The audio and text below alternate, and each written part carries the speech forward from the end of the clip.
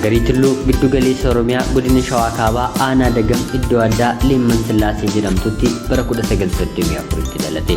Agarii Tulluu diimaa gara magaalaatti aanuu fi dhaabbanni isaa baay'ee qabaabaa kan turedha.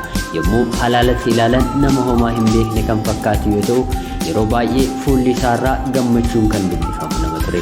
Wanneen isaa garuu dhiibbaa ilmaan nafxanyaatiin kan madoofte ture. Namoonni isatti dhiyaatan akka ragaa bahanitti Agariin garraamessa, garraamummaan isaa garuu sodaataa kan isa hin goone, inumaayyuu akka inni hiyyeessaaf falmuu fi baay'ee kan isa gargaare ture. Agarii Tulluu bishaan daakuudhaan yeroo ijoollummaa isaa kan dabarse yeroo ta'u, gootichi kun umurii ijoollummaatiin 1950tti leenjii loltummaa fudhachuun waraana yeroo sanaa Kubur Zabanyaa jedhamu kana mana mootummaa eeguu keessatti qaxaramu magaalaa Finfinneetti gale. Waraana keessatti qaxaramuu murteessuun isaa jaalala sirna sanaaf qabu osoo hin taane booree garaa isaa guuttee baafachuuf mala ittiin leenjii loltummaa fi meeshaa waraanaa argatuuf mijeeffachuufis ture. Wayita loltuu Kubur Zabanyaa ta'ee hojjechaa jiru kanatti loogiin sanyii biyya kana keessatti dagaagee jiruu fi cunqursaa uummata Oromoo irra gahaa ture sana arguudhaan garaan isaa caalaatti murtoo qabsoo hidhannoo gochuuf murteessee sanarra akka ga'u gumaacha guddaa godhe. Kana malees wayita Salaalee lafa dhaloo turetti dhiibbaa ilmaan nafxanyaa yookaan abbaan lafaa ilmaan Oromoo irra gahaa jiran suni umurii ijoollummaa isaatti sammuu Agarii keessa seenee ture.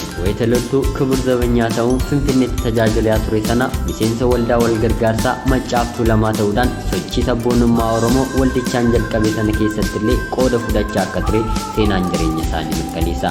Waldaa kana keessatti illee Jeneraal Taaddasaa Birruu wajjin wal argee dhimma qabsoo Oromoo irratti mari'achaa akka turanii fi Agariin caalaatti akka inni murtii jabaa kanarra ga'u kan godhes ture. Bara 1959tti wayita hooggantoonni waldaa Maccaa fi Tuulamaa mootummaa Haayile Sillaaseetiin yakkamanii mana hidhaa galanitti Agarii Tulluu immoo hojii loltummaa Kubur Zabanyaa hojjechaa jiru sana dhiisee meeshaa waraanaa hidhatee jiru fudhachuun gara bosona Salaaleetti qajeele. Tarkaanfii kana fudhachuuf kan isa kakaasee cunqursaa uummata Oromoo irra jiru sana hambisuu karaa nagaa waan hin yaadamneef qabsoo hidhannoo gaggeessuun barbaachisaa ta'uu isaa waan itti amanii fi erga qabsoo hidhannoo irratti bobba'ee booda sodaa tokko malee uummata fincila diddaa garbummaatiif akka kaka'an barsiisaa ture. Uummanni abbaa lafaa akka hin gabbarree fi abbaan lafaa immoo uummata irraa erboo akka hin fudhanne akeekkachiisaa kan ture wayita ta'u, abbaa lafaa ajaja isaa kana fudhachuu didee irratti immoo tarkaanfii fudhachaa ture. Ilmaan nafxanyaa gochaa Agarii kun kan isaan aarsee fi rifachiise waan ta'eef gootni kun akka waan shiftaa ta'e fakkeessuudhaan uummata burjaajessuuf yaalan illee jaan isaa amala shiftaa waan hin qabneef uummanni irraa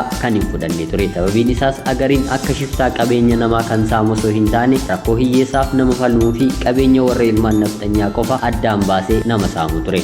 Agariin bosona keessa dhokatee kan taa'u osoo hin taane guyyaa saafa'aan baadiyyaadhaa hanga magaalaatti uummata keessa deemee balaa sirni sun uummata Oromoo irraan ga'aa ture sana nama ifatti uummata barsiisaa ooludha. Sababiin isaa immoo uummata biratti fudhatama waan argatee fi qabsoon inni gochaa jiru uummata bal'aaf ta'uu uummanni dursee waan hubateef ture. Agariin uummata Oromoo biratti jaalala guddaa waan horateef mootummaan abbaa irree sun Agarii argachuun dilmoo takkittii tuullaa cidii gidduu keessaa barbaadu itti ta'ee ture. Kanarraa ka'uudhaan nama Agarii argee qabees ta'ee nama Agarii bakka jiru argee mootummaatti himee badhaasni guddaan akka kennamu mootummaan labsee ture. Gootni kun baay'ee aksaala waan ta'eef tooftaa garaagaraa fayyadamuudhaan uummata amansiisaa akka ture ni dubbatama. Fakkeenyaaf bara qabsoo isaa keessatti guyyaa tokko ergamtoonni mootummaan garboomfate abbaa irree biraa dhufan kan dhalootaan Oromoo ta'an Agarii qabanii kennuuf akka dhufan waan dursee dhaga'eef galgala bakka isaan jiranitti akkuma tasaa irra ga'e. Sana booda jarri nu ajjeesa jedhanii baay'ee rifatanii, inni garuu akka isaan ajjeesuuf hin dhufne itti himuutiin tasgabbeesse. Sana booda akka ana qabuuf yookaan ajjeesiiftan dhaga'een dhufe. Akkanumaan dhamaatan malee ana rasaasni hin ajjeesu jechuun isaan fuuldura dhaabbatee rasaasa sobaa kan yeroo Kubur Zabanyaa ture argatee qawwee isaa keessa galchuun ofitti dhukaase. Du'uu dinnaan jarri baay'ee rifate. Itti aansee immoo rasaasa sana qawwee isaa keessa godhee ergamtoonni sun akka itti dhokaasan ajajee fuuldura dhaabbate. Haaluma inni ajaja dabarseen dabareedhaan itti dhokaasanii garuu Agariin homaan hin taane. Sana booda Agariin rasaasni hin dha'u jechuudhaan bal'inaan odeeffama. Kun immoo sodaa nafxanyoonni Agarii irraa qaban kan dabalee fi fudhatamni Agarii uummata keessatti qabullee akka dabalu taasise.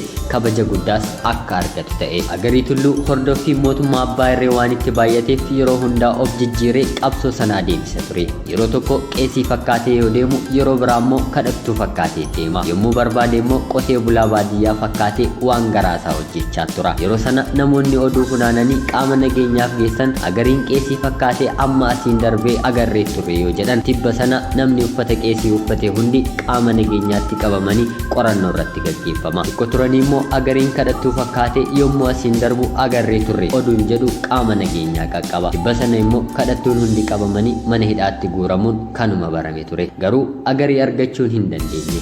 Agarii gaafa ofii isaatii barbaade malee qaama nageenyaa hin mul'atu. Garuu isaanuma wajjin oolaa isaan